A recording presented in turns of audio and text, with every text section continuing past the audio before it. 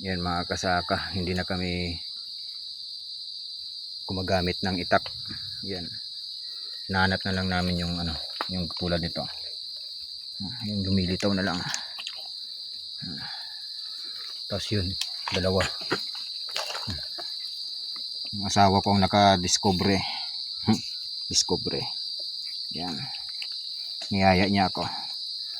Para hindi na daw ako mapagod. Yan na lang daw ang gawin. Ganap na lang kami. So, mayroon pa. Yan.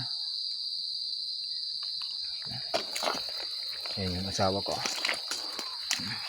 Hindi na siya gumagamit ng itak. Ayos pala. So, Yan pa mga kasaka. Ang galing ng asawa ko. Yan, hinahanap nila. Hindi na talaga kailangan ng itak. ito pa oh. Ayan pa daw. Meron pa? Ang galing talaga ng asawa ko. Mga asahan talaga. Ayun. Ang galing. Galing dumukot. Ang asawa ko ang galing mong dumukot talaga ha. Ang galing ng asawa kong dumukot. Ito pa. Ito pa oh. Talagang ang galing ng asawa ko talaga na ito. Talagang magaling dumukot. Nasaan asawa?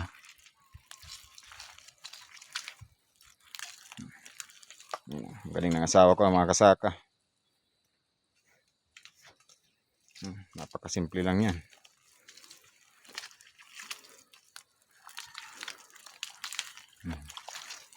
Go na go. So, Saan? Ayan, ang galing oh. Ang late naman. Awa ka naman. natin. Ang late pala.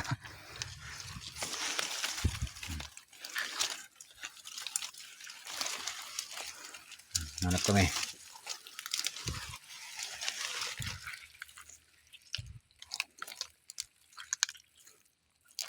Hindi na kailangan ng itak.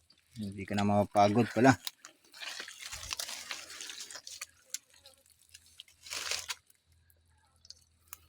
Ano ba? Meron ba dyan? Tamang ano ka na lang. Hanap na yuko. Tamang yuko na lang.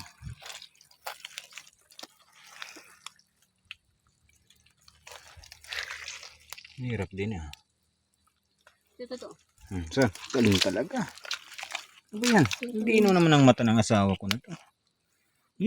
Talaga. Ang lupit. Galing ng asawa ko talaga. Hanggang dito na muna mga kasaka. Yan pala yung pinag-aanapan namin. Ito yung lugar. Ganda.